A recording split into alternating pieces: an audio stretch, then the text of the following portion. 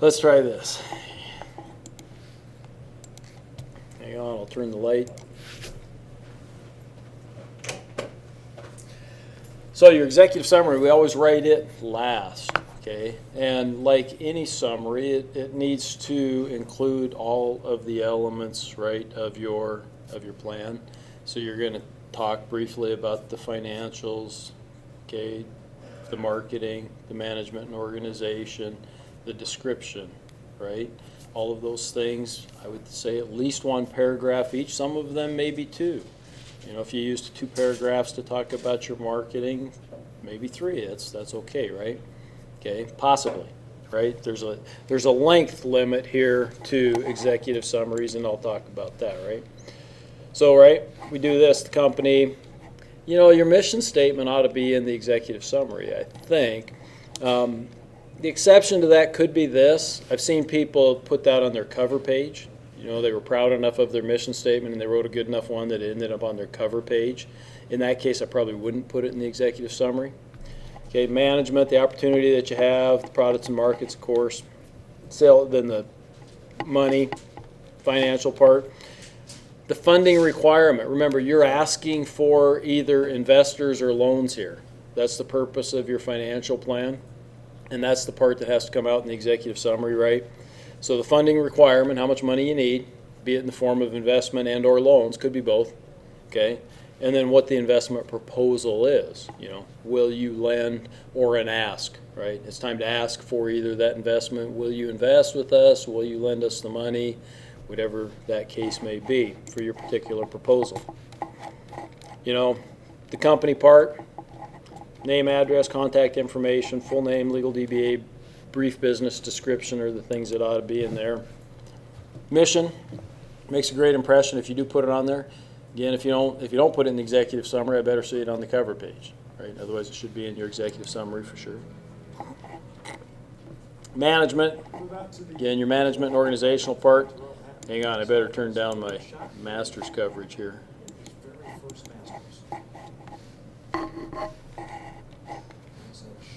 Dang, it's not going to give me. I guess I'll have to do it here. Okay, back at her. Sorry. Basic qualifications. Okay, you don't have enough space here to do it in full like you did in the management and organization part, but the basic qualifications of the key people, right? Marketing.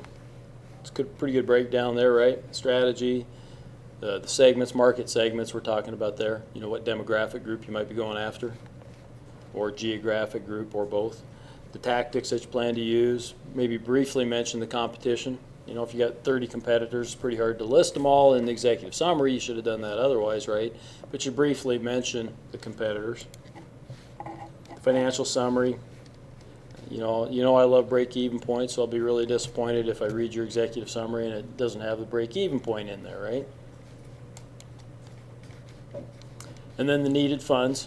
What do you need? Is it in the form of a loan, or is it in the form of investors, or is it in the form of both?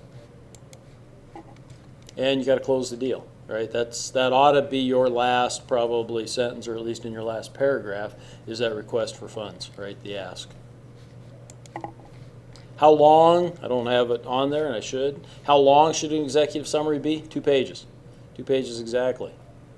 Okay? Or within a paragraph or so of being 2 pages. It should never be more than. Okay, so let's say 1 3/4 pages to 2 pages. I know that sounds kind of exacting, but that's how much attention you're going to get. Okay, the person that looks at your plan, that's looking at making the investment, they're going to read 2 pages worth, and then they're going to be bored and want to move on to other things and put it aside. You've got 2 pages to really make your case. Believe me, when you submit a plan to somebody for an investment or a loan, okay, if you don't make your case in those 2 pages, you're done. Okay, if you got contradictory information in there or something, you're done, right? So it has to be clear, it has to be concise, it has to be persuasive, it has to be all of those things. Most difficult thing for me to write. Okay, if I'm writing the executive summary, I find it to be extremely difficult. I have a very difficult time you know, summarizing things properly, making it persuasive, doing all those things, right? So I expect better out of you guys than what I can do. How's that? Okay, so it's got to be persuasive. This is your chance. This is maybe your only chance. Believe me, if you don't catch them in the executive summary, you're toast, right? When it comes to actually having that investment thing. So, same thing. If I'm reading it, right? You got 2 pages there to really make an impression on me, and I will be reading it. That's my hope.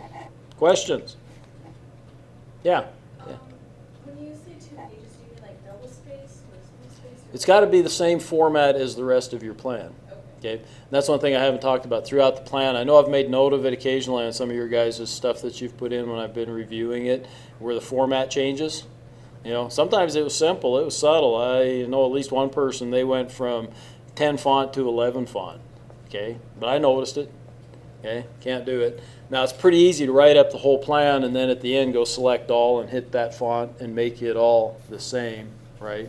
So maybe you want to, write your executive summary and make it 2 pages long, and then change the rest of your plan to have a font and stuff and spacing that matches.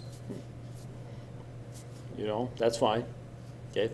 Again, as long as your executive summary has enough stuff in it. Okay. As long as it's thorough, persuasive, all those things. Other questions? Okay. Next week, then I'll probably start talking about putting the whole thing together. Okay, the executive summary won't actually be due until you do put the whole thing together, right? So next week we'll talk a little bit about putting the whole thing together, and then we'll also talk about working on your presentations a little bit. Okay. Can you tell us when we're actually going to present? I would like to do the presentations finals week, and I'm not sure what our scheduled finals week time is. So I'll look that up maybe after I shut this down. I can look it up and let you guys know. We'll see if we have to. We'll see how many are going to present, because we'd be pretty crammed in, probably trying to get it all done in 2 hours. How many are actually in this class? That's a good question, and I say that because some folks are a little behind maybe and whatnot. So how many are actually going to be prepared to present would be a better question. Yeah. I would hope 9 or 10, right? Is that 9 or 10 groups or 9 or 10 people? 9 or 10 total groups, yeah. Right. So if I even said 15 minutes apiece, then we're 2.5 hours. So I might take volunteers to present the week before. Now, that wouldn't excuse them from still coming and listening to and helping me grade the other folks' presentations. Okay. Again, you guys get your easiest points, because I do give you some points because I think you get 100 points for your presentation, but you also get 100 points just for showing up and helping me grade the presentations, if I'm not mistaken, according to the syllabus. I'd have to go back and look at it. So. Okay, that's the only easy points kind of that you'll get in this class, is actually showing up and helping me grade the other people's presentations. So